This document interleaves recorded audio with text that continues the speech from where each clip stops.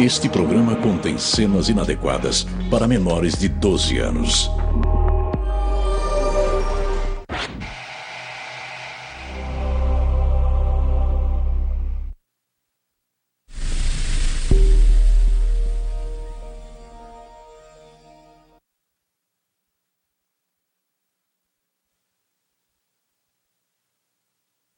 No, you can't shoot this. Come on.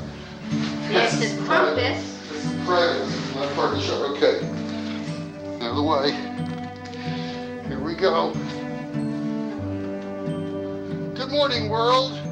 Good morning, Evan. Mikey. You got a shot of Mike?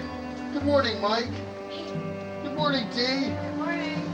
Good morning, Michael. Where do you want me to stand for the shot? Where do you want me to stand? Right here? A little back. Take another step back? Yeah. Big step back. Oh, no! Oh, I'm so mad now. Oh. We'll see you later.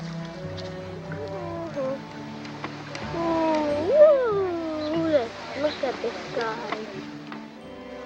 Okay, I'll interview him. Okay. Hi. How do you like the trip? I love this trip, but I don't love it more than you. Are you sure? Yeah. Paradise. I like paradise. Where's Daddy? Dad? Yeah? What do you think about the trip? Well, you know, I'm really glad you asked me that question, Evan. Because I like this trip so much. You know what it makes me do? What? It makes me want to jump right over you. Whoa! Very impressive. Yes. So now we're going to get the house. There's Michael's room. And we're getting closer to Michael, the sleeping baby. How do you like the trip, Michael? So now you have me, your cameraman. Am I good or am I bad? Where I'll have that in 5.5 seconds.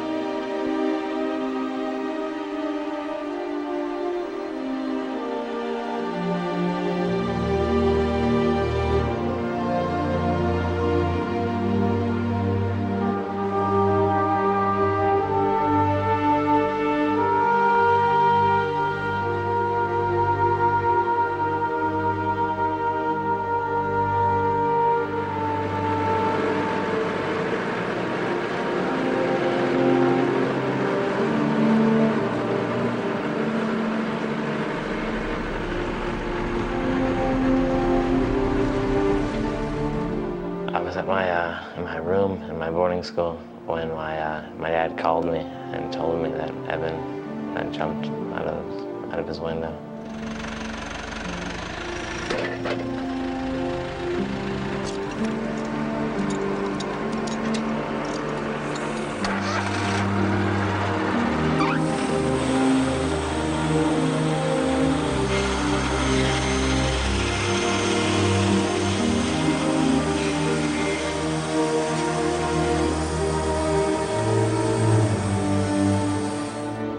It was sort of the third week of school, I think, that he chose to take his life.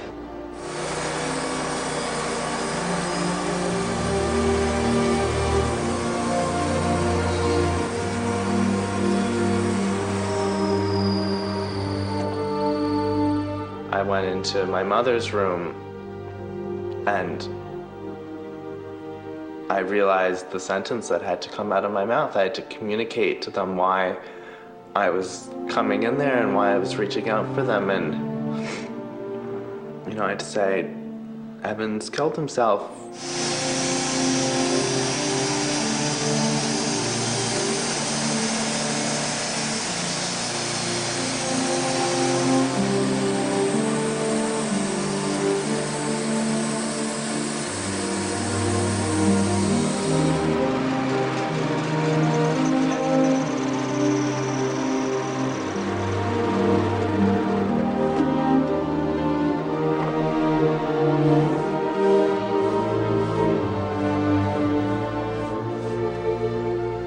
One of the things that you do, I think, or at least that I do unconsciously, to avoid things that are really too painful to confront, is just block them out. How can you understand doing that? It doesn't seem possible. What on earth has happened to make your son so miserable that he doesn't want to be there anymore?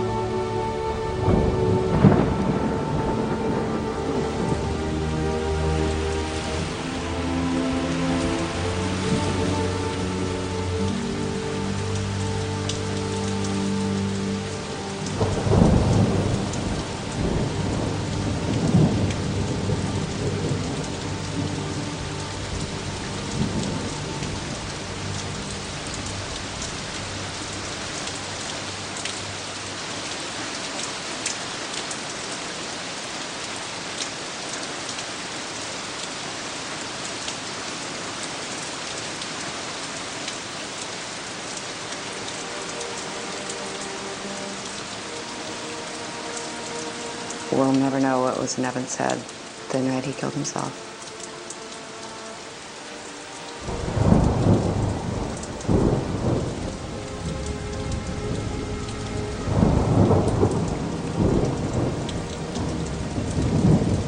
The mystery will always be what his thought was when he was on the ledge. You know, as he put one foot over the window and made that decision. Maybe he started to realize that his mental illness was so powerful and that he couldn't win. He that raised up Jesus from the dead will also give life to our mortal bodies.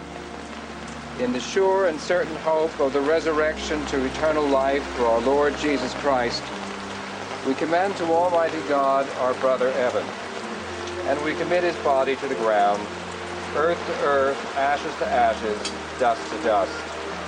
Amen. How is it possible that I found myself at his funeral, holding my baby for the last time?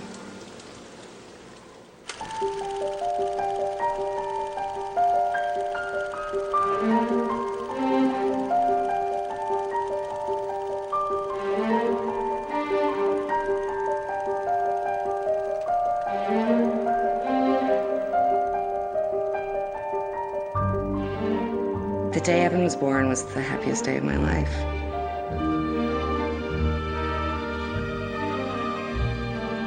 It's indescribable. It was indescribable happiness to finally see him, because when you're pregnant, you start to have a relationship with the baby, and it's like moving around, and you know, who are you? You know, knock, knock, who's there? And then he comes out, and Evan was particularly pretty. I just fell in love with him right away.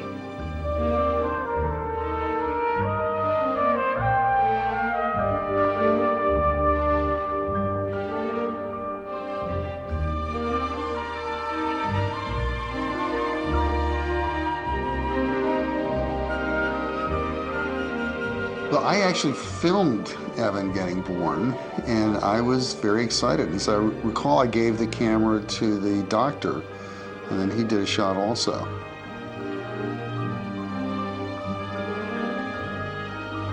I was 26 when Evan was born. Hart was 42. He already had a son from a previous relationship, but Evan was my first. Hart and I are filmmakers, and at that time, Hart was shooting away a lot. He was gone a lot of the time. So Evan and I ended up being alone together. He was young, I was young. We were like these two little creatures, trying to help each other out a little bit.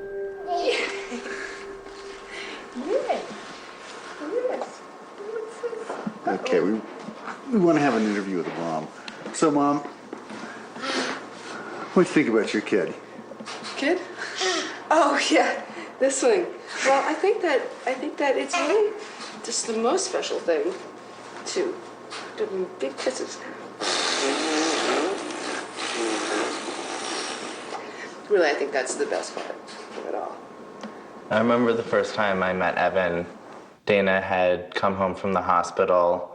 I think I had actually been away with my mother while he was born, and my dad came and picked me up at my apartment. I was living on Mercer Street with my mom, and he said, "We're going to meet your little brother." There's this photograph of me taken during my first encounter with Evan, and my expression sort of sums it all up. It's, what the fuck is this? Sort of holding this baby in my arms thinking, you know, where did he come from? So who's your brother?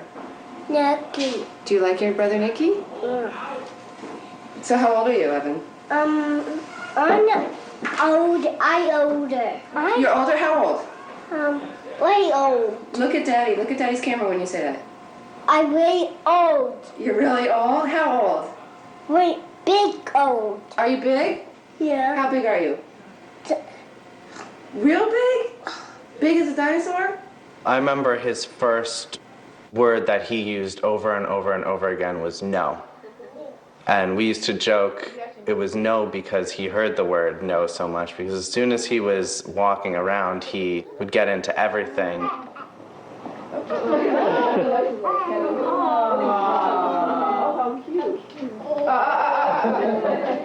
Evan. No. Gentle. Oh, come on, please let me punch him in the nose.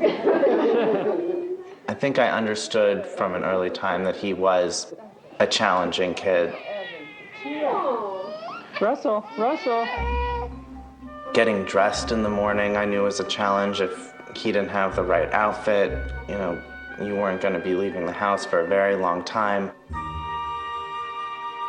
One summer we were in Nantucket and we were trying to leave the beach at the end of the day, and I think it took us 45 minutes to get the towels in the baskets and start walking home from the beach because Evan wanted the towels to be folded a certain way and put in the basket a certain way, and if they weren't, he would dump them out in the sand and he'd say, start over. That was his big phrase.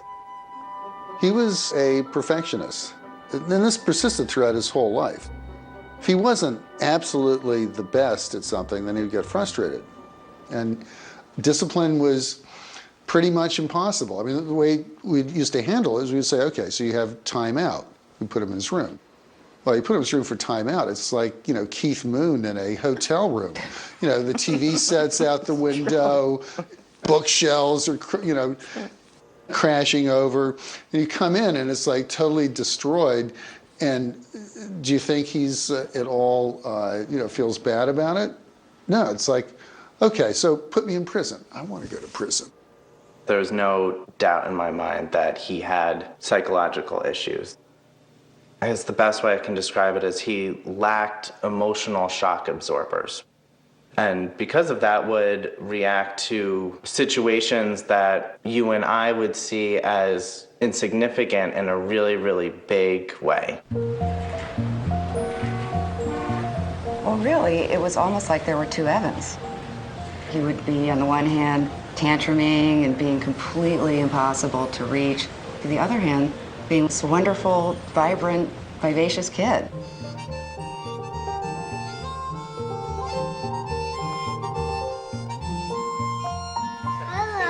Hello. What's your name? My name is RoboCop. What's yours? Nobody. Well, I'm pulling you over, nobody, because you're speeding. ease up on the throttle.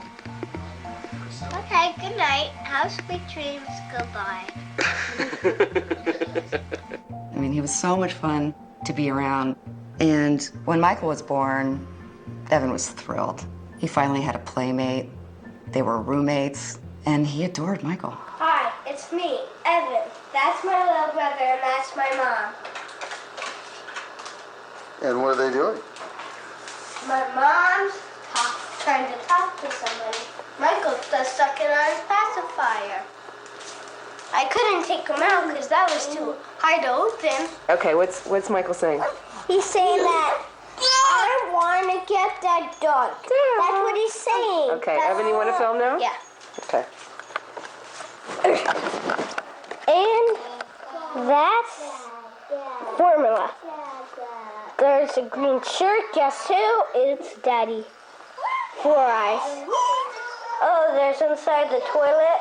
And there's under the bed. Let's go see. We see red gloves. We see some socks. Ready? I'm ready. Okay, action.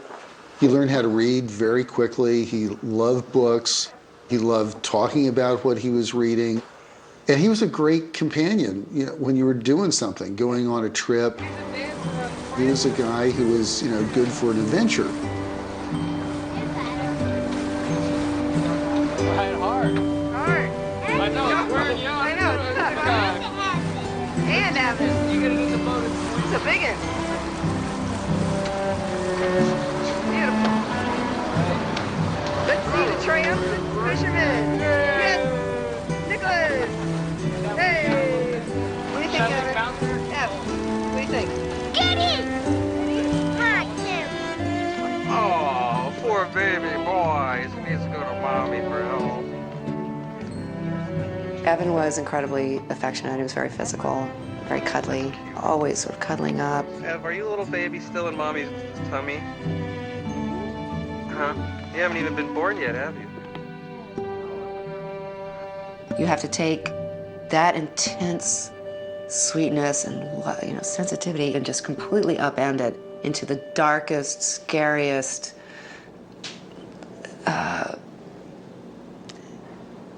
scary, that's all I can say. Scary person, scary soul, the darkest of souls. When Evan was in kindergarten, I got a call from the after-school teacher. She was really concerned about him talking about suicide.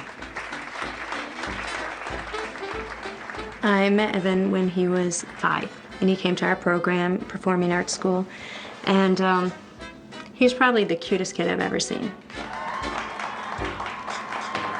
You try not to have favorites, but sometimes it just happens, and he happened to be all the teachers' favorite. He was just one of the most loving, creative kids I've ever met. Very righteous, and everything had to be fair. And if someone was giving anyone a hard time, he would be the first one to break it up and say, do you think that was fair? It wasn't fair. But when he was 5 and he was in the younger group, he was obsessed with dying. You know, jumping out the window and saying, I'll kill myself. And he said a relative had done that. Every day in group, he would bring that up. And he would say, I want to jump out the window. Would say, I don't care if I die. I don't care. And I said, well, what about me? And he said, well, I'd feel bad for you and my parents, but I wouldn't mind because I won't feel anything. And he would sit on my lap and have his arm, you know, around me, and he would talk about it. He said, no, I would jump out, you know, like, you know, without being upset, without, you know, just being loving and affectionate. And I said, Evan, that's just weird talk, all right? You know, come on, it's just weird. I've seen depressed kids, and I've seen, you know, hyper kids, but not kids who talk about, you know, dying. He was just curious about death and even obsessed with it. The thing about Evan's obsession with death was that it was so matter of fact. A lot of times it was just casual. We're in Hawaii. We were just snorkeling. We saw an eel, and now we're we're gonna go look at some whales. Maybe we can see Moby Dick's son.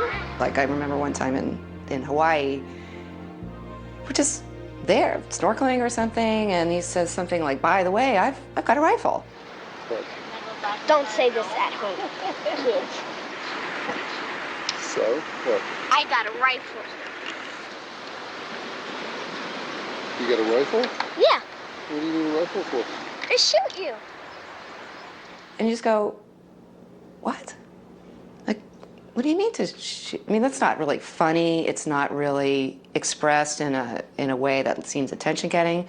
It seems like, yeah, this is what I think about. 1997, Evan Perry. Perfectionistic, obsessive, doesn't like to have things. I stopped writing there. Good athlete, popular. When he was 5, we did start seeing a psychiatrist. Doing well in school. Last year, fighting, etc. And very early on, he diagnosed depression in Evan and put him on Prozac. We talked about Prozac, September 25th, 97. That was the heyday of where people were just really discovering depression in children. You know, before, I don't know when I started out training, people didn't really think children had depression. It was just thought children don't get depressed, period. Well, I think I remember when you prescribed Prozac, I was pretty surprised. That was, I'd never heard of that. That was like a really big thing. Positive, strong family history of depression on both sides. Shall I say this part? Or skip this? Parental uncle committed suicide, age 21. Your brother, yeah. Talks about death and murder. He was just scary. I don't know what to say. He had already made a suicide attempt. Which one? Ran to window and threatened to jump in front of parents, I wrote. Defiant, rebellious, banged head, threatened to kill parents and brother. I want cancer. Well, he was such a baby, you know, in the beginning. He had such a baby face, and he was such a kind of pink kind of baby kid. And then it was that kind of visual contrast between the demons inside him and that kind of sweet look. At one point, I'd say Evan was about maybe 7 or 8. He and I were home, and once again, he started to talk about wanting to kill himself. There were a lot of times where he would tell me specifically what he was going to do. He was going to jump out the window, he was going to jump off a building, he was going to cut himself, or in this particular occasion, he was going to hang himself. He took this pillow thing with a strap on it and climbed up on his bunk bed, and he affixed it up there. And then he put it around his neck, and he showed me how he was going to jump off the bunk bed. He's going to show Mom how he's going to hang himself right in front of her. And I didn't let him. But I'm tired of trying to explain to people what I'm hearing at home, and I'm just going to record this. I always felt so guilty about taking those pictures. But I was so tired of explaining to people my son wants to kill himself. I just needed some kind of proof that this is really happening, because it was so impossible to believe.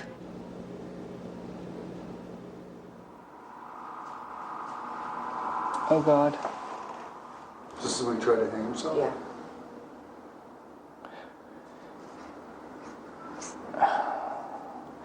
You know, there was a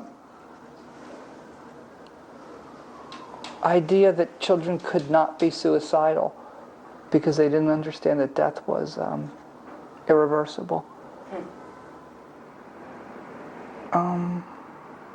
I never really felt like I knew Evan very well. He was the scariest kid I ever saw in my life. I'd never seen a kid who was this intent on death. It felt to me always like there was a mask or something there. And I remember that look going over him, that unreachable look. When Evan went through a mood swing, his whole body changed. His face changed, his physical attitude changed, his ability to communicate changed. And you literally saw it in his face. he became unreachable. Hart and I started to call it the fugue state. He sort of go like this. The physical change would be like a slackening of his face. It just wasn't engaged. Something receded, and what you had was this kind of thing, this facade.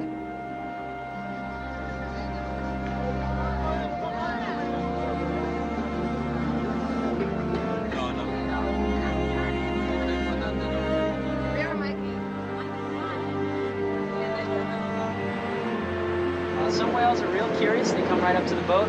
Some whales turn the other cheek and leave, essentially. There was a tone of voice that went along with it, too. A very flat tone of voice. Oh, man. They look like orcas. Where'd you see the whale? Yeah, it's not supposed to happen. Pretty exciting seeing the side of the whale, wasn't it? Yeah, it was. Well, they weren't fun. He could be very sullen. Yeah. Oh, what do you mean? You happy for, Yeah, I am. We didn't even want to be there. 5. 5? This is a 6. This is pretty exciting for, He definitely acted like a teenager at a very young age. You hungry? Yeah, I want a peanut butter sandwich.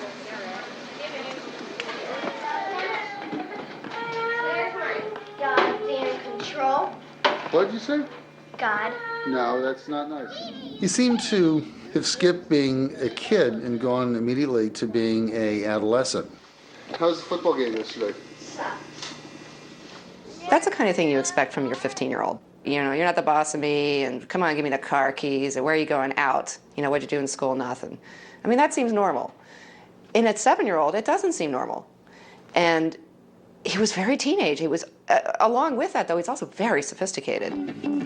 Here's my new power. He did not have a Britney Spears phase. He did not have a Backstreet Boys phase. He went straight to Dylan, Neil Young, Nirvana, and he wrote a lot of songs. Should have been, could have been, would have been dead if I didn't get the message going on in my head.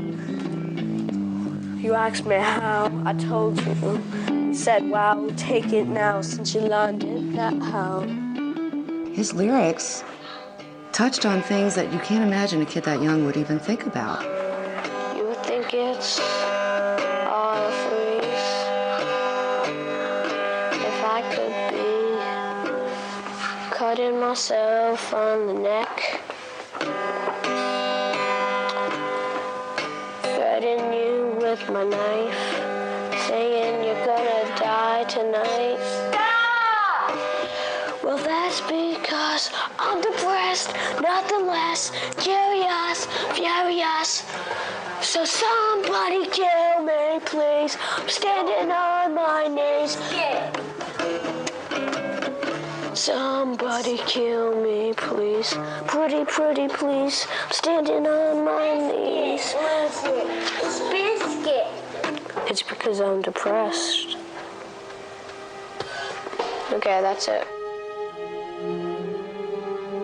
When he was maybe 8 or 9, he kept a journal, and I saw it and took it out and started reading it, and there were these poems in it essentially saying, I'm prepared for death, I'm not afraid of death, these really deep poems. And I was probably 15, 16 and going through my moody phase, and I remember thinking, wow, these are thoughts I'm having right now. I felt there was something really powerful going on in his mind, that he had a sensitivity, a maturity that was way beyond his years. There's one play that Evan wrote, and his character was a depressed kid who just saw the negativity in everything. Hey kid, yeah, it's not raining anymore. Just give it some time. Just give it some time. It'll start up again. When he was 10, he said, let's do a play about someone dying, a boy dying. I said, well, what kind of story is that? He said, what? It's a story about a kid dying and all his friends, and they miss him. How am I supposed to live without you? You're my big brother. Who's gonna take care of me? Walk me to school. Calm me down when I'm be there for you. It will be okay. I'll walk you to school. I can't leave him! Evan came up with a story that didn't make any sense, just someone died. And, you know, that they cry. You said you would always be there for me.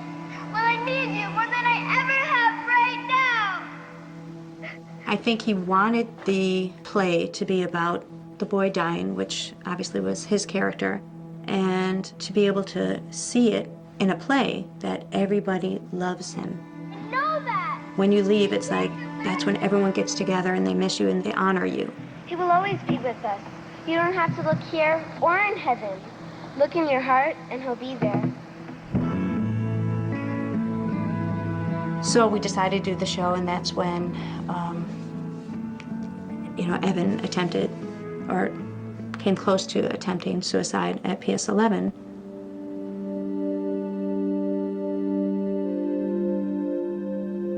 The fall semester of 2000, when Evan was in 5th grade, he communicated to the principal of his school that he felt suicidal. We get a letter, and of course, you know, I suggest a psychological evaluation. Well, I'm already in therapy. I'm already seeing a psychiatrist who's already on meds. I don't know, you know, I don't know what to do. I don't know what to do. And 3 weeks later, he made an attempt at school. I got a call at my office. This is Mr. Delmonico from PS11. This was about Evan. He said, it's very serious. You need to get here. And I'm like, you have to tell me what's going on. He said, he's up on the roof of his school, PS11. It's probably 6 stories. And he took a chunk of pavement about the size of a hamburger and threw it down onto the playground where the other kids were. One of the teachers went out on the roof, and there was Evan, perched on the ledge, and Evan told him that he wanted to kill himself, that he was going to jump. The teacher told him that life was worth living and what was good about Evan, and that he was loved, and eventually Evan came down on his own. By the time I got there, he had been brought down into the principal's office, and we were there in the principal's office, and we decided to go straight from there to an emergency room. One of the residents asked him, do you know what it's like to be dead? He says, yeah, everybody gathers around and talks about how great you were. And for me, it was like, this is my worst fear. He is like my brother. My younger brother, Scott, committed suicide by asphyxiating himself in a car.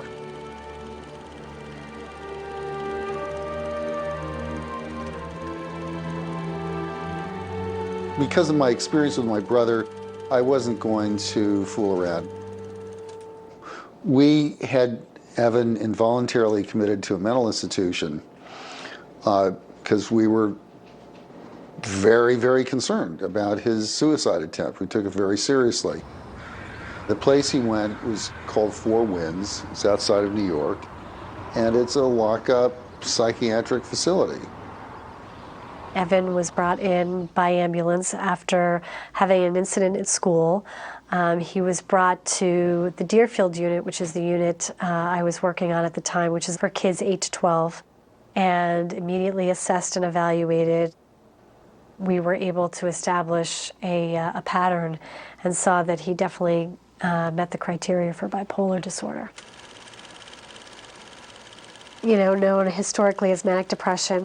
This is a chemical imbalance, a chemical illness in the brain. Some kids have more of a propensity towards depression, and some kids have more of a propensity towards mania. I think in Evan's case, it was definitely more depression. Bipolar depression is definitely more severe than just depression. And that's why suicide attempts are more common in kids with bipolar depression. And that's why it's scarier. Because you don't know how far he'll take it. You know, you don't know if he actually would have jumped off that ledge at school. You know, he had a tendency to blame other people or other situations instead of being able to say, okay, yeah, I get it. I did something I probably shouldn't have done. It scared a lot of people, and that's why I'm here. He just sort of said, all I wanted was someone to listen. And he just couldn't understand that his behaviors and the measures that he took were scary to people. He didn't think that if he went and stood on the roof of school that anything would happen. So when he ended up in a hospital where it's locked down and they watch you every second and you're not allowed to do anything unless it's part of the schedule, and that there's other damaged kids and your parents can only visit once in a while, he just broke down. I mean, he just fell apart. He fell apart. He was destroying property on the unit. He was very, very angry. At one point, I remember he drew all over his walls in his room, and we had to have him clean his walls. He also was tantruming a lot. He was angry a lot. He was banging his head and his arms up against a wall. When he was in the throes of a manic episode or a depressive episode, you couldn't reason. And you can't reason with a kid who's bipolar. Visiting Evan at Four Winds was agonizing.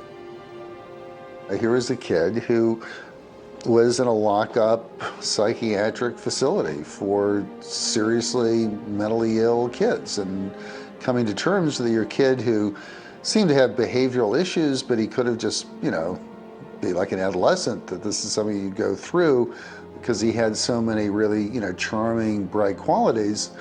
Four Winds was a real body punch. Evan was given a variety of medications. Depakote was one of them. He seemed really doped up. And then they suggested that he try lithium.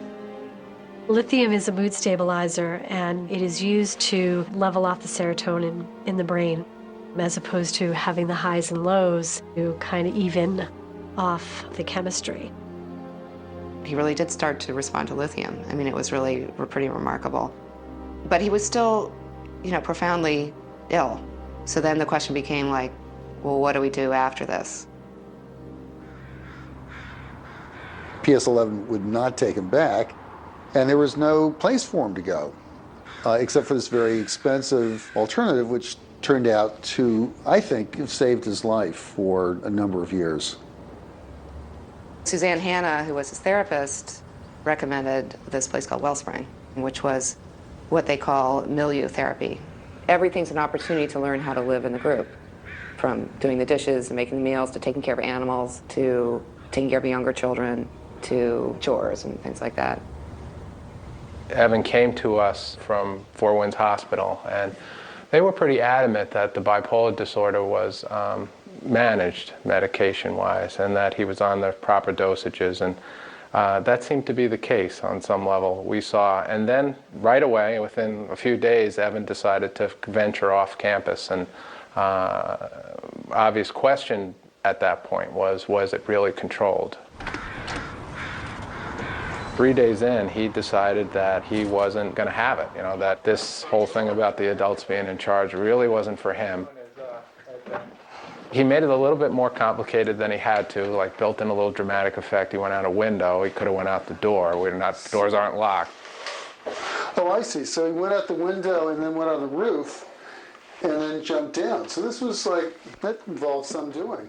Dana gets a phone call from Evan that he's climbed out a window and escaped from Wellspring and is in some guy's house.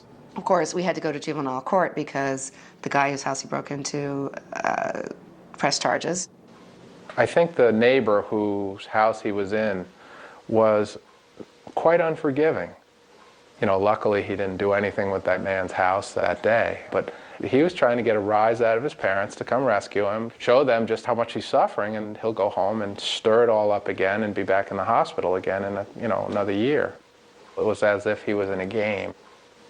It was an important event, and it really kind of marked that need for a switch, that Evan really needed to be held accountable for the relational damage he was doing. So that event was a microcosm of what had happened in his life. He wasn't being held accountable on some level for the damage he did to you all. That was the first night we were here.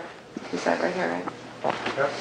As I recall, you had us in first and kind of gave us a little heads up, and then Evan came in and had us, I think, sit in our laps. Right. And you told me to talk to him really honestly. Right.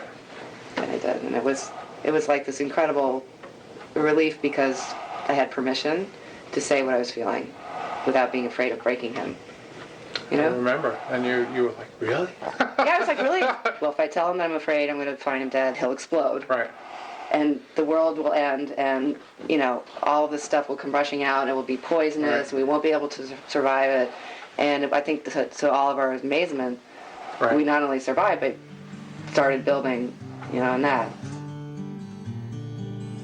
Finally, he started to work with the therapy at Wellspring. And slowly, bit by bit, he started to come around to their philosophy. We came frequently for, sessions where we learned how to communicate as a family with Evan, with his unique needs. It was like learning a new language. They basically say that children are responsible for their actions. Let's put it really simply. If you make a mess, you clean it up. Whether it's a physical mess, like you've spilled something, you need to clean it up, or an emotional mess. I remember coming here and seeing Evan working on that stone wall over there. For a child to think they cleaned up their mess and they made something a little better, rather than feeling like you were punished or you had consequences or whatever. But in this case, you get to feel like you really repaired something. And maybe it's even better than it was before. I think what happened at Wellspring is that they encouraged Evan to be a boy. I think a lot of their philosophy is to let children be children. When he came, he was kind of running the show. You know, he was in adult conversations, and he would much prefer being with the staff than he would with the other kids. He really needed to be a kid again and just have fun and relax and forget about all those bigger issues. Especially for Evan, who was really acting like such a teenager at such a young age. It was a miracle to see him get past that facade of I'm too cool and to just be pure boy. And I remember a time seeing him at Wellspring playing in the yard with pure boyness, that boy essence, which is what you need at that age. It's a beautiful day, you're throwing a ball with your friends. Early on, I'd say in the first 4 weeks or so, he began to earn weekend passes. So the weekend of Michael's birthday, he finally get released, and he was at the birthday party, and I remember looking at him and thinking, oh, he looks like a boy.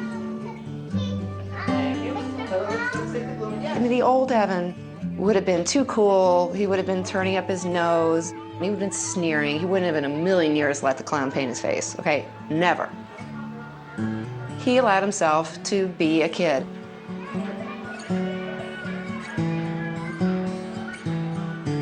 I saw those sort of layers peel away. And a lot of it had to do with how strict the counselors were. They weren't having it. Evan could try to talk his way out of anything. And Dan's just saying, I'm not going anywhere. Remember, bipolar disorder is not just a disorder of mood, it's a disorder of judgment. And for kids, that's so debilitating if the adults don't hold them close and make them responsible. What he needed to know is that you guys were in charge, and then he could build from your judgment. And that's what he allowed us to do first, because he looked around and he said, okay, I'm not getting over on these guys, I'll let that happen. And then we obviously bridged that to you. It was one of the shortest stays we've really ever had of a boy with so much going on in his life. 3 months is really an unusual time to get all that done. By the time Evan finished at Wellspring, the lithium had definitely kicked in. Along with the therapy, it was working, and you couldn't have one without the other. He seemed well enough to rejoin our family. The whole family went to Wellspring, and we all learned. And when it was over, here we had this kid again, and what do we do with him? So we decided to see whether we could get him into a mainstream school, which was sensitive to kids who had issues.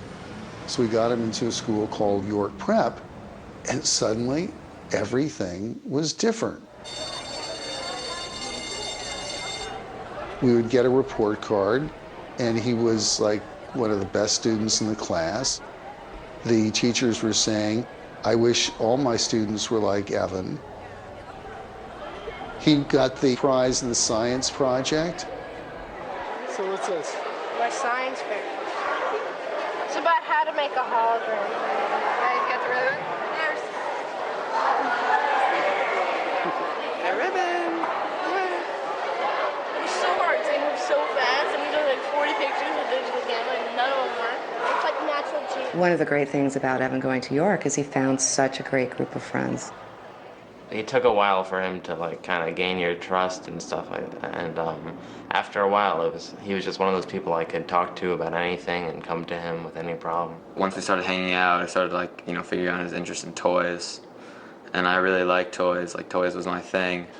And toys was his thing, and cartoons were his thing, and cartoons were my thing. Well, he was definitely different from all the other kids we hung out with.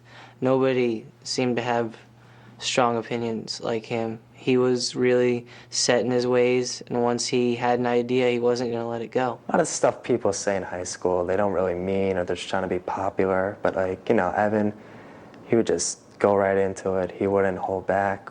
What I liked about Evan was that he was really creative and like was interested in a lot of things that not just TV. Like a lot of kids were just watching TV, and he was making TV. Evan had various, you know, movie ideas. When he was younger, he wrote me into shooting them. Punch one. Guys, shut up! Okay, ready? 3, 2, 1, action. Hi, I'm Adam Luke, and I'm here to host a new reality TV show titled What It Takes to Be an Astronaut. There's a certain amount of chaos that was involved in the creation of them. All right, Redneck, and then Gabe, you have to say something. You're the Chinese ADD, don't forget. I go to space all the time. Spaces. No, gravity. No, okay, I'm not Chinese, because it's too hard to be Chinese. And You're Chinese. You have ADD. Where's the ADD? ADD, no Chinese. Do you know how long it took us just to get through these 3 lines? That was all you did? I'm just trying to play it a little more serious, okay? You. Who are you supposed to be? It doesn't really, at this point, it doesn't matter. I want to do the whole thing over again. What do you mean the whole thing? Because I was... You're talking about ass! I say, yo, man, you want to fly? All the films we were making were all disasters. We always got too excited about them because like we'd have microphones, we'd have a nice camera, and we'd like talk about it and talk about it and talk about it, and then we just wouldn't finish it. There was a summer Evan went to the New York Film Academy and asked me to be in one of his movies. The assignment was to shoot in black and white, no sound. He made a movie about me waking up in a world with no sound and no color.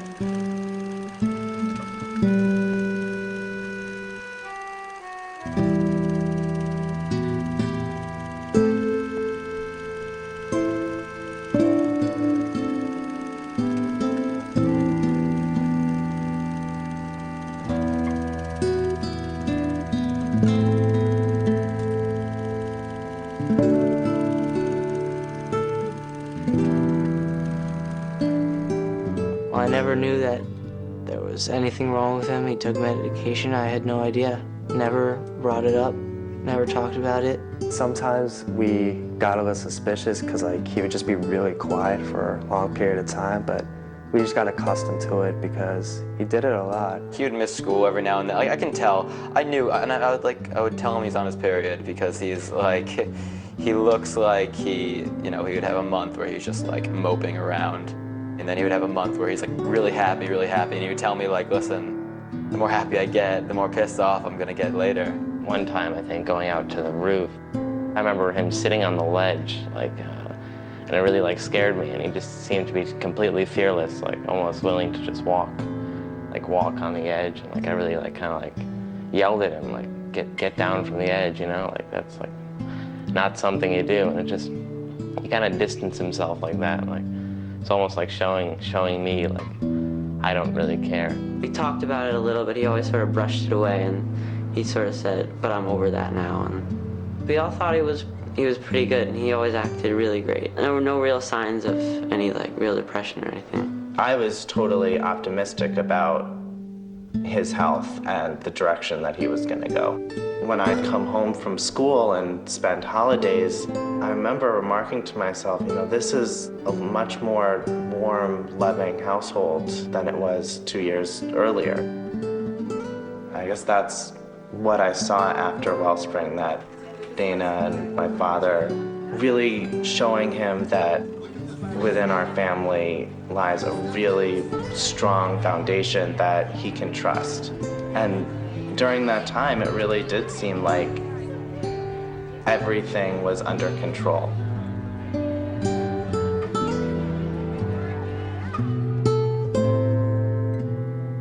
As the years went by after Wellspring, and he continued to be the top student in his class, he continued to have good friends, that there weren't any big issues, I thought that maybe he was cured.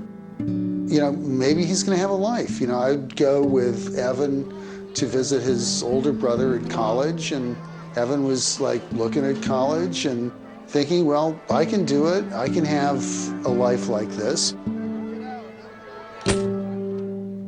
You know, as the years proceeded, I was not thinking that maybe the telephone was going to ring. I was thinking that, hey, this kid is different from my brother. He's got a shot. My brother, there'd never really been a diagnosis. He was a successful suicide. And that was my big fear about Evan. From an early age, both Scott and Evan, they were overwhelmed by their emotions. With my brother, you know, I'd learned how to, you know, be his guide. You know, we went to the same school, we went to the same college, we were very close. And I've been my brother's keeper up until the point really where he started living with Martine, his girlfriend. Well, Scott was fun. He was brilliant. He was very creative. He was a great skier. He was an athlete. We went skiing together. We really had a lot of fun, and I was totally seduced when I met him. I knew he was taking medication all along, and I knew he was seeing a psychiatrist. He was getting some help. I had absolutely no experience with depression before I met Scott. So I knew that there was a problem, but I didn't really see it because Scott was always very optimistic and he was very outgoing. But I think I started noticing something after the first year. He had mood swings, he had ups and downs. At the second year, he tried to kill himself a couple of times while he was with me. I was supposed to get up in the morning and find him dead next to me. And he was amazed when he woke up. I assume he didn't take enough. You know, he was trying to overdose with medication and maybe with drugs, heroin. After his 2 attempts, he was really able to talk about it and communicate about it, and I could really understand, as much as I could, the depth of the desperation. He said he was in a hole, in a tunnel, in a hole. There was no way out. The pain was so profound. He could not imagine going on with it and living with it. Even though I was there, it did not matter. Me and his family were not enough to keep him alive. At those moments of such despair and pain, the only way out was to die. I don't like to think that maybe I wasn't really clued into what was going on, though I probably wasn't, because I wasn't willing to accept the fact that anything so terrifying to me could be on the way. And particularly because Scott didn't seem like an unhappy person. All it tells you is that there is so much more to know about people you love than you can ever really uncover. What happened that weekend when Scott died? I don't know. No, I have not the faintest idea. Not the faintest idea. You found him. What? You found him. Who found him? You found him. I found him. I don't remember doing that. No. What's more, I think I can get along without memory. I don't remember it all.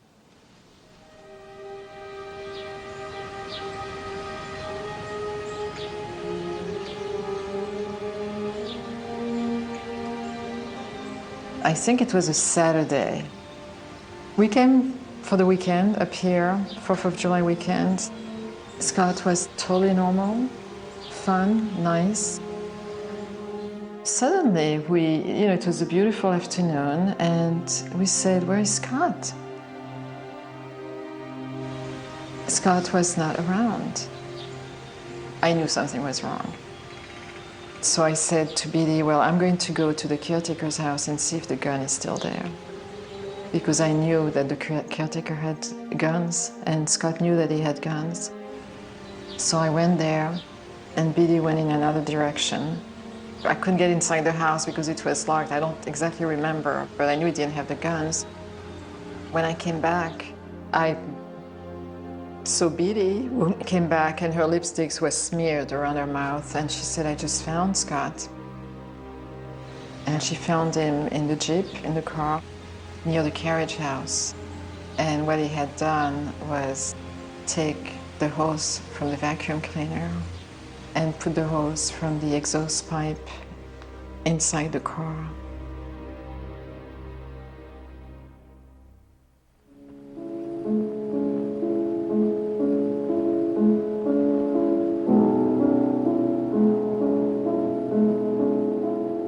When my brother died, I decided to make a film.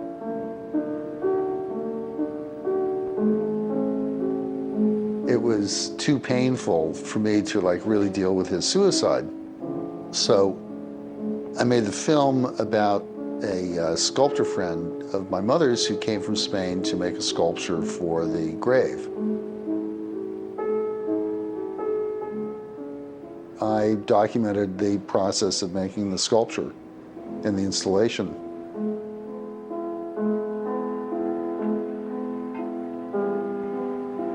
I thought that maybe in the course of making the film, I could find some meaning about my brother's suicide.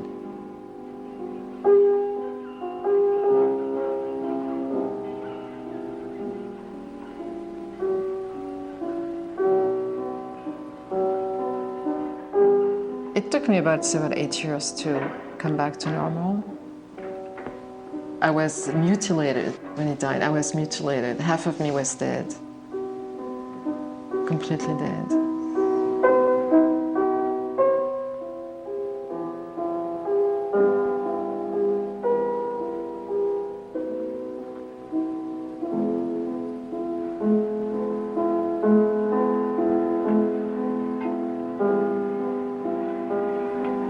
My parents were shattered. It was like broken glass, shattered.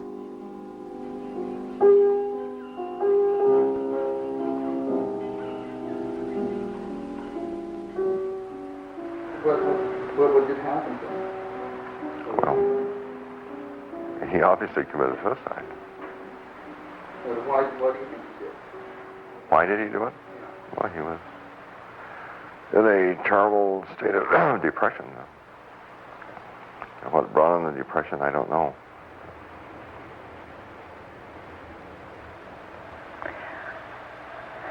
I don't know. I don't know.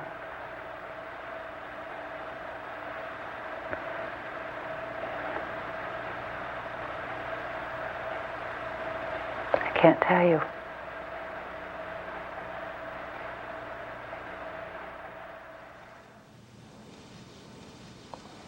I can't tell you.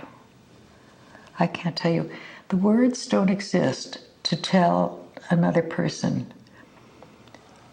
how destroyed part of you has been. They just don't exist. I can't tell you, but I can tell you that it's something you never recover from. What is true is that life goes on, but not the way you wanted it to, and not the way you planned for it to. But you don't recover. I don't think.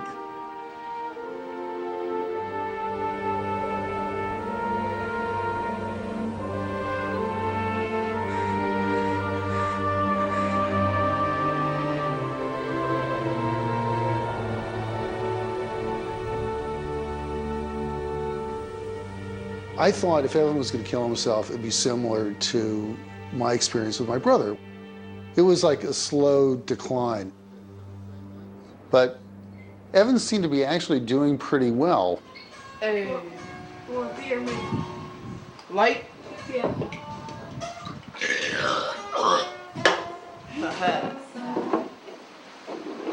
So why are you out so late?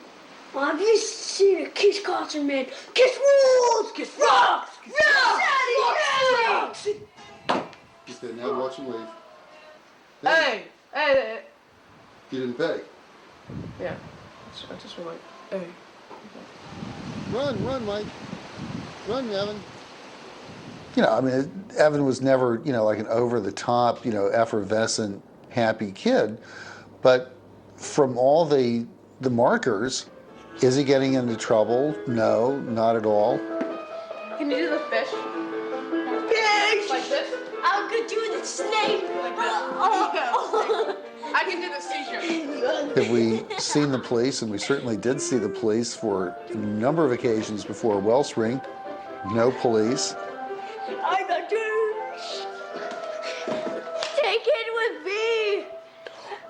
Evan was doing so well. It was like a miracle. You couldn't believe it. You just couldn't believe it. Is this the same kid? I mean, here he is, and he's growing, and he's popular, and he has these lovely friends, and they have a wonderful time.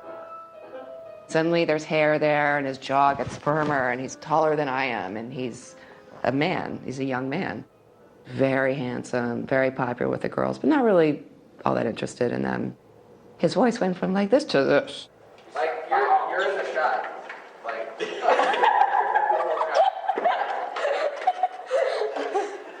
let's worry about the door shot. Let's do that when I'm not filming. Alright, do the same. Like, after he comes in, we can do that all the time. Alright. He really hated being sick. We were like, did you hear us yelling outside? We were like, Evan! 3E, 3W, whatever. He didn't want to be different. What teenage boy does? Yeah, so I'll see you guys there. I just have to wait for Okay, it's just Angela's around the corner. All right. Bye. I'll see you soon. Bye. Oh my gosh, what? The group incident. Oh, are we talking about this again? Evan supplement. He's like, I'm not like that anymore. Are you better now? Yay, high five. A lot of the time, he seemed really out of it to me. And I really attributed that to his drugs. Because I remember going through a turnstile door with him and him sort of just stopping in the middle or not really paying attention to what was going on around him. And I'd stop and say, what is it with this kid? And I'd say, oh, well, he's taking lithium. We had been talking for a while about trying without the medication because it made him tired, it made his mouth dry. It was really something he didn't want to do. So we said, okay, you really want to try this? And he really did. And the doctor said, okay. So he gradually went down in the lithium dose over a course of 4 to 6 weeks. March 30th, 2005. Lithium 0.56, now subtherapeutic. 1,200 milligrams, didn't take meds for a few days, became, quote, more talkative. At first, decreased lithium was difficult, now fine. He feels better on lower dose. After a while, I wasn't even that convinced, that he really was. I mean, I knew he was bipolar, but he seemed so fine. Also, I remember we talked to him head on. Do you have thoughts of suicide? Do you want to kill yourself? Do you want to harm yourself? And he said, no, I don't. Kids know that if they say certain things or if they do certain things, they're going to be stopped. Especially if they have parents who are attentive to what's going on with them. So if a kid really doesn't want to be stopped, he's not going to say anything. Evan may have gotten to the point where he got really just better at masking it externally. But internally, it's a lot of suffering. And this was just the beginning. I mean, it started when he was much younger, and it wasn't going away. We went on vacation for 2 weeks in Nantucket, and he seemed depressed. He seemed subdued, didn't seem too happy. He wasn't doing good. Then school started. He's sullen, he's depressed. As the weeks unfolded in September, he started getting more anxious about his homework. And at one point, he came to me, he said very seriously, Mom, I need your help. I need you to stay after me. We had contacted his psychiatrist and tried to make a meeting as soon as possible to increase his dose of lithium. We said, let's get him back on the lithium. This experiment didn't work. So we made an appointment with the doctor for the following Tuesday, October 4th.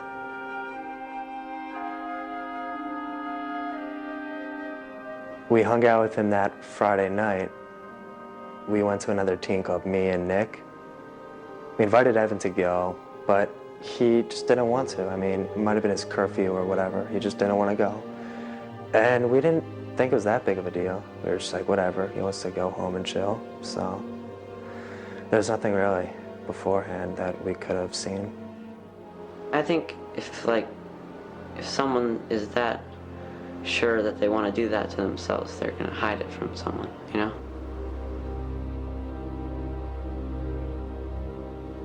The night he died, I came over for dinner. It was a Sunday evening.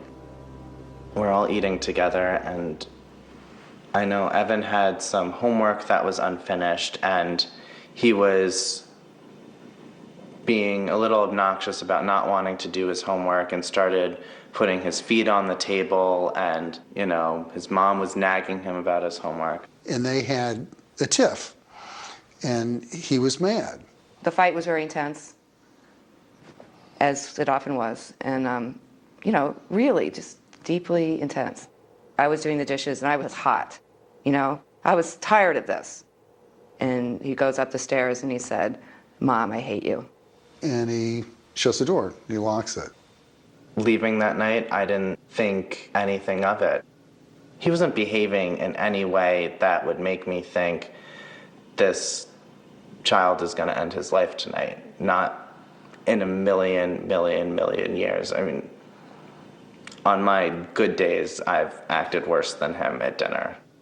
By this time, it was around 10 o'clock, and I went into our bedroom with Mikey, and we were both reading. Just reading for a little bit, and I go to check in on Evan, and he's unlocked the door. I go in, he's sitting in his underwear on his bed with his computer. And, you know, I came over, and I said, "Well, how you doing? What's happening?" And he said, "I'm fine, Dad, I'm doing my homework." At his computer, it looked as though he was doing his homework. So I go back to read with Mikey for another 5 minutes, and you know, it's Mikey's bedtime. So I bring Mikey into the room, and Evan's not there. I immediately thought that he had jumped out the window. But it was an air shaft, so you couldn't really see anything. Mikey shows up with this little pen light, and I shine it down the shaft, and I think I see something, but it's hard to tell. And I'm starting to, you know, feel pretty concerned at this point, and I run downstairs to find the super, who had access to the air shaft. I guess I was downstairs and about to recline and watch TV, and I was half asleep, I guess. And nothing unusual, I just heard a noise. And I thought nothing of it. I thought maybe the girl upstairs dropped something. Nothing. And I guess, I don't know how many minutes later, somebody came banging on my door. We were with Roger, we had the light. I had a cell phone and keys, and we went through this labyrinth some kind of way, and Hart got there first, and Evan was there, and he was on his back, and there was blood. I thought he might be alive, but I felt his pulse, and he wasn't.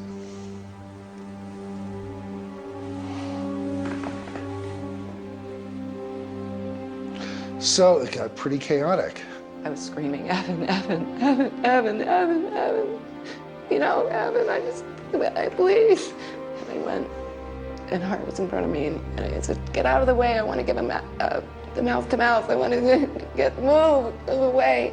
And he said, "Dave, just go the paramedics are coming, go upstairs, take care of Michael, take care of him, it's okay.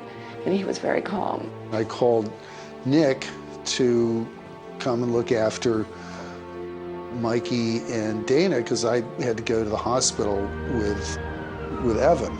I was there comforting Michael and we were praying. And I thought maybe he'll live. Maybe he's just broken some bones and maybe he'll live. And at some point, I don't know when, but Nick showed up. We pulled up in front of the house.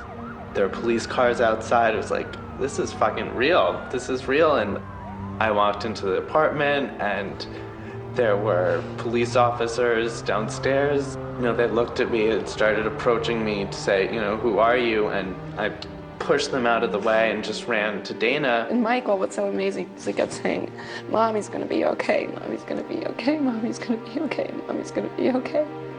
And we're just holding each other, and then, and then Hart called, and I just knew immediately what happened, that he was dead. I just couldn't believe it. So then Gene drove me to the hospital, and he was at St. Vincent's where he had been before. And I was taken into the room where he was on the stretcher, and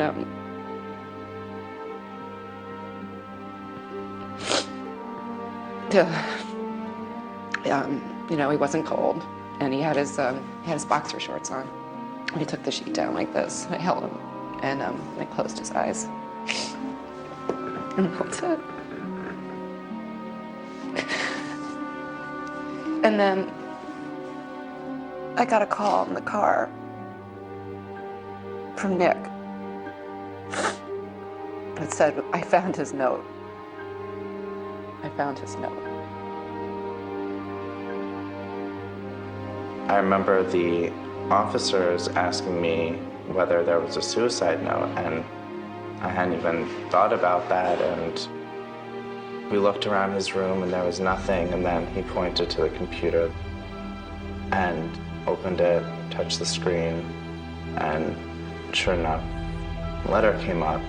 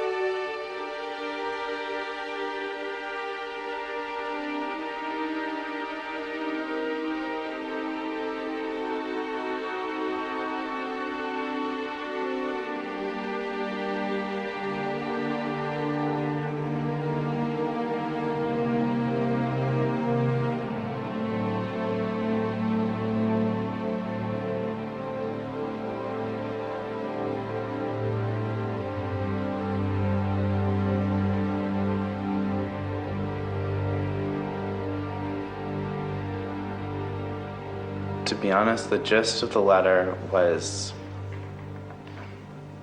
what every fucking 15-year-old thinks about themselves. That I'm not good enough, no one likes me, things won't get better. The difference is, Evan felt that 20,000 times stronger than any normal 15-year-old, and he believed more strongly that things wouldn't get better and that there was no future, and living was too painful, too difficult, and death was his only answer. But it was, verbatim. I could have checked off that list, and if he had showed me that note before he made his decision, I could have gone through it with him and said, thought that, thought that, thought that. I realize they're all untrue for me. They're definitely all untrue for you. And some of the qualities about yourself that make you feel different right now, you're gonna learn in 5 years that those are your best qualities, and those are what set you apart from people and make you interesting and attract others to you. But that opportunity did not arise.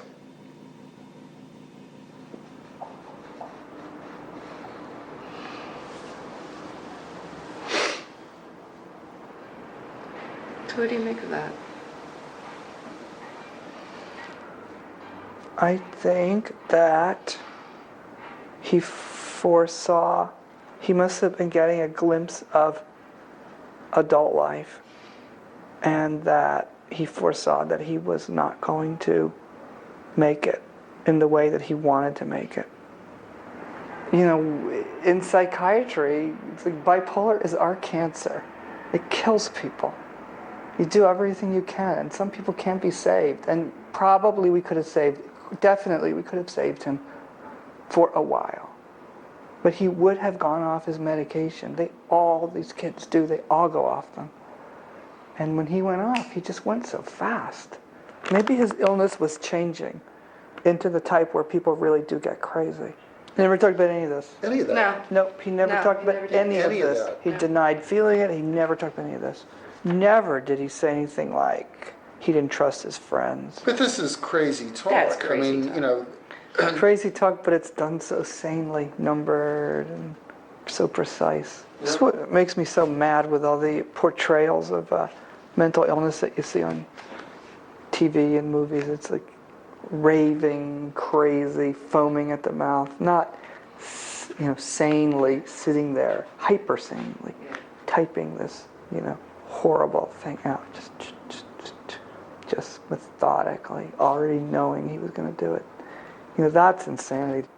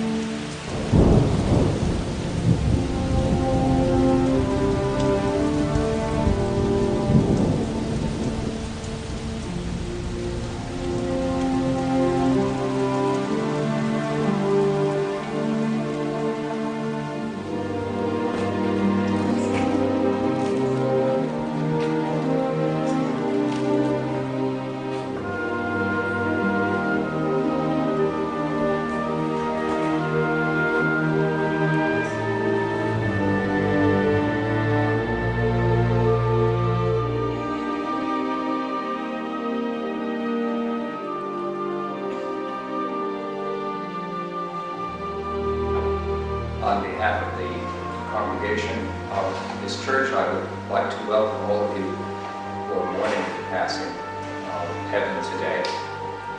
This is a place... When I went to Evan's funeral, I felt that I was going through the same thing again. It was like a repeat. It was the same church. It was the same family. It was that little boy 35 years later. And Billy was with me, Scott's mother, and Evan's grandmother. And Hart's mother was sitting next to me and hanging on to me. And she would say during the ceremony, she would say, Martine, why did Scott die? Why did Scott kill himself? And, she knew that she had a son who committed suicide and who died, but she could not remember.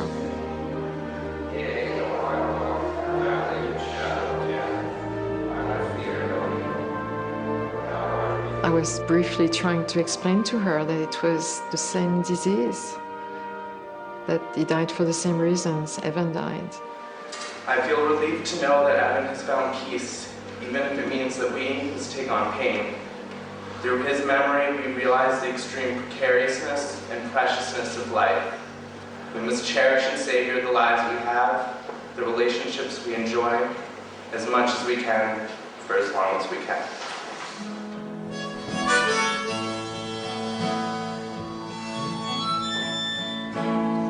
May God bless and keep you always. May your wishes all come true. May you always do for others that others do for you. May you build a ladder to the stars, climb on every rung, may you stay forever young. A lot of time, before I go to sleep. Sometimes I can't help but think about him. You don't want to like make everything depressed by talking about it every day, you know. But it's always there, you know. You can't not talk about it. When I read his note, I could tell that it was spirit of the moment, and that hopefully at least he didn't mean some of the stuff that he said. His note, it didn't come from the Evan I knew. It was just, it's depressing to see like just the horrible stuff he said about not having friends. And I know, like, he didn't mean it.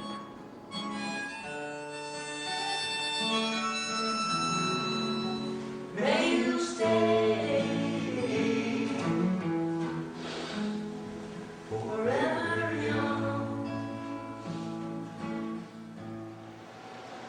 Into thy hands, O merciful Savior, we commend thy servant Evan. Receive him into the arms of thy mercy, into the blessed rest of everlasting peace, and into the glorious company of the saints in light. Amen.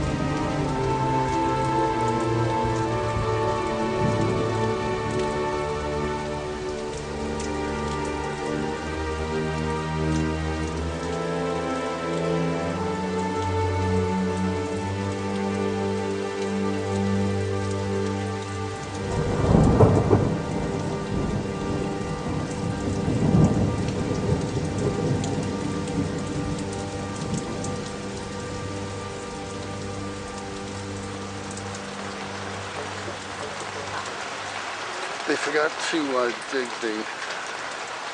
They had everything but the hole. Everything but the hole. Yeah. Forgot to dig the hole. Well, anyway, who would have told them where to use it? I don't know how these things work. I don't know, you know. Somebody has to mark out where it All right, ought to we'll be. do it. We'll do it. Oh, you.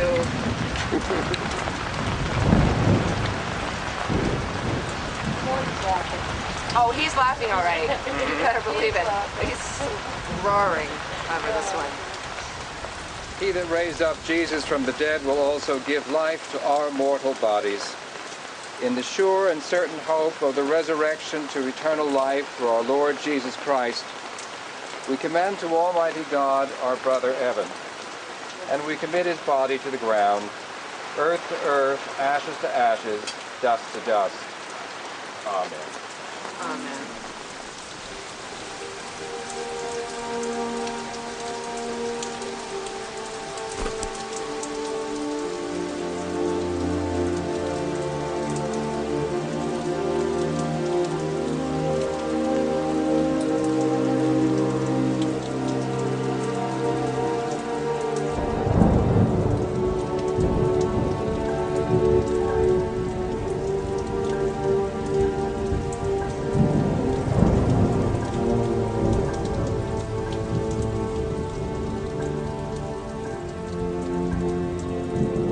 When somebody is that deep and far into depression and such incredible pain, there's nothing you can do.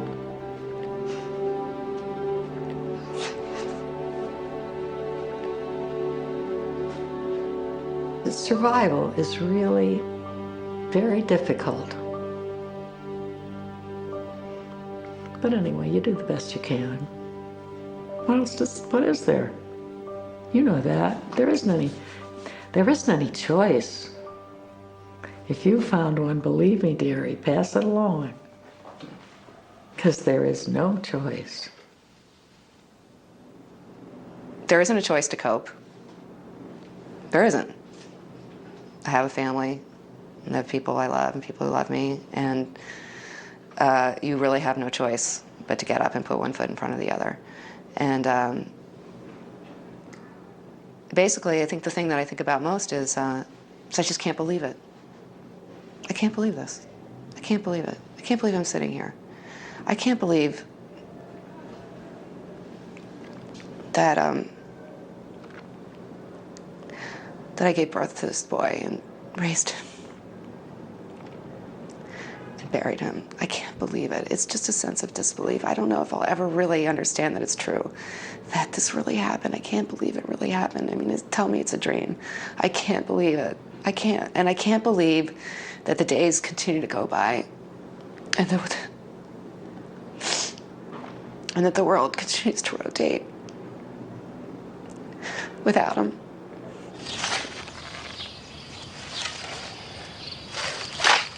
Oh, nice, dude. Look at that. It's already making flowers around it.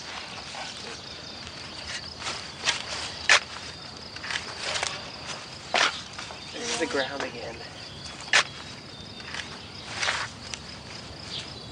I hope this tree grows strong and proud and beautiful to remind us of Evan and always provide beauty and shade for future generations.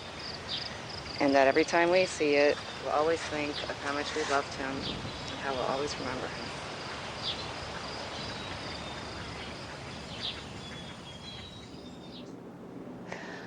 That's the part that is going to, I guess, change, which is that as time passes, I'll begin to believe that it's true. And that basically what I have left of him is the 15 years that we had, and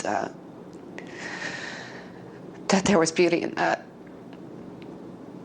and joy, and that maybe there's a lesson, or maybe we can learn something, or communicate something. But you know, in terms of coping, it's just, you know, it's our choice. I don't have a choice. There is none.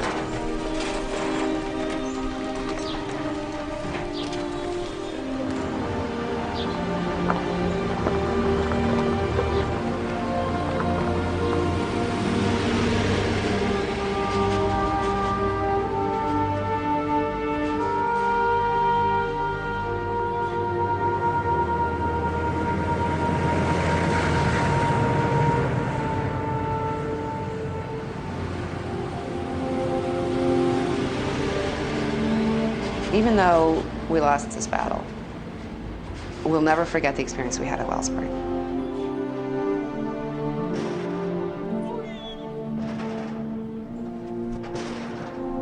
I volunteered to make beams for the barn at Wellspring. I have a farm and sawmill, and it was a way of giving something back to Wellspring that had given us so much.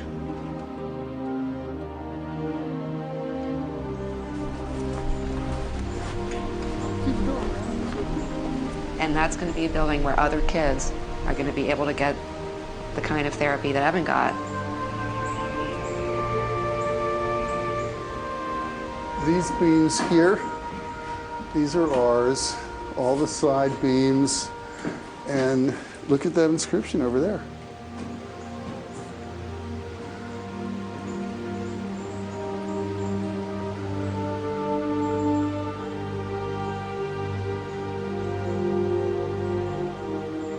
Here was an opportunity to make something physical in memory of Evan. People can say, well, who's Evan? It doesn't matter.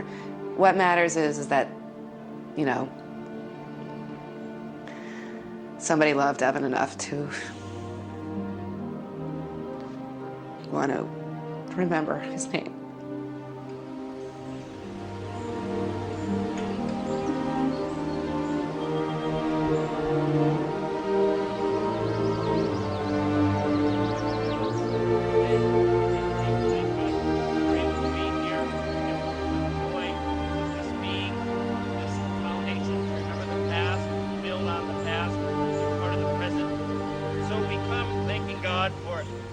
God's blessed for the sacredness of this land, asking that God will continue to watch over everyone who works here and all those who have been part of it.